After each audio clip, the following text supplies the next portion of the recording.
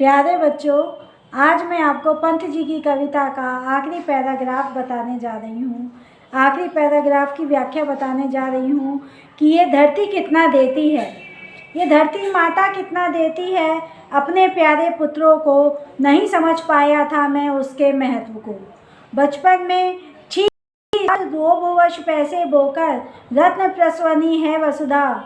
अब समझ सका हूँ इसमें सच्ची समता के दाने बोने हैं, इसमें जन की क्षमता के दाने बोने हैं, इसमें मानव ममता के दाने बोने हैं।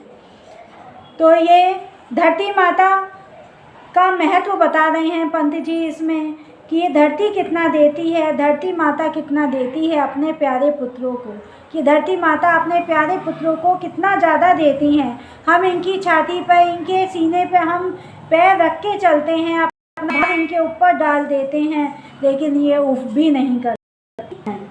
ये जो बेले, सेम की बेले जो जब मैंने पैसों के बीज बोए थे, कवि कह रहे हैं, तो इसमें से कुछ भी नहीं निकला, इनमें से कुछ भी नहीं निकला। लेकिन जब मैंने सेम के बीज बोए तो इसमें से सेम की बेलें निकली, सेम की फलियाँ निकली, और जाने कितने लोगों का उन सेम की फलियों से पेट भरा।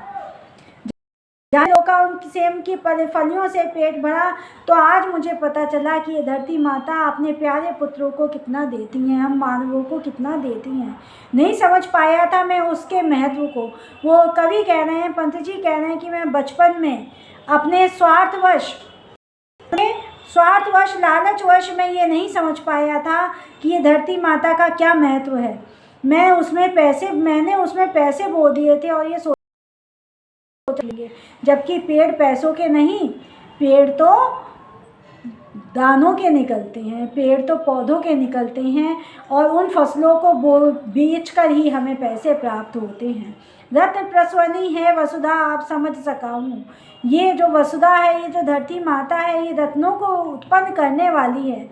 मुझे अब समझ में आया है कि धरती माता रत्नों को उत्पन्न करने वाली है। इसमें सच्ची समता के दाने बोने हैं। इस धरती में मुझे सच्ची समानता के दाने बोने हैं।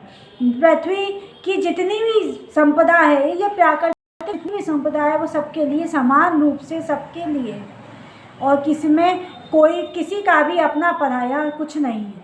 तो मुझे समानता के दाने बोने हैं, इसमें जन की क्षमता के दाने बोने हैं। हमें सामर्थ्य से सुनहरे दाने इसमें बोकर, गेहूं के सुनहरे फसलें इसमें, सुनहरे दाने इसमें बोकर सुनहरी फसलों को प्राप्त करना है। और इसमें मानव की ममता के दाने बोने हैं। हमें आपस में ममता के, प्रेम के दाने इस धरती माता की अंदर बोने हैं, धरती माता के गर्भ में बोने हैं, जिससे उगल सके फिर धूल सुनहरी फसलें, जिससे ये धरती माता के गर्भ से सुनहरे रंग की फसलें लहराएं, और उनको बेचकर हम सुनहरे रत्न प्राप्त कर सकें, सुनहरे रुपया प्राप्त कर सकें, और खूब धन धान्य से हमारा घर भरा रहे। तो मानवता की जीवन के श्रम से हंसे दिशाएं, जब हम अपने जीवन को श्रम पूर्ण कर लेंगे, जो हम परिश्रम करेंगे, तो हमें मीठा ही फल प्राप्त होगा। हम कहा भी गया है कि हम जैसा बोएंगे वैसा ही फल पाएंगे। तो जैसा हम कार्य करेंगे वैसा ही, जैसा हम परिश्रम करेंगे, जैसा हम कार्य करेंगे, वैसा ही फल हमें प्राप्त।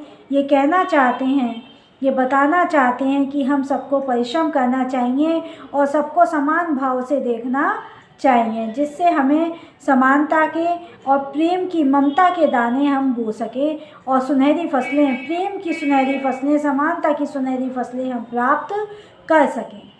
तो इस पद्य में पंत जी ने सरल खड़ी बोली का प्रयोग किया है। इसमें अनुप्रास अलंकार, उपमा अलंकार है, उत्प्रेक्षा अलंकार है, मानवीकरण अलंकार है, और प्रसाद गुण हैं। तो इस तरह से ये प्रसाद जी की कविता आज संपूर्ण होती है। नमस्कार।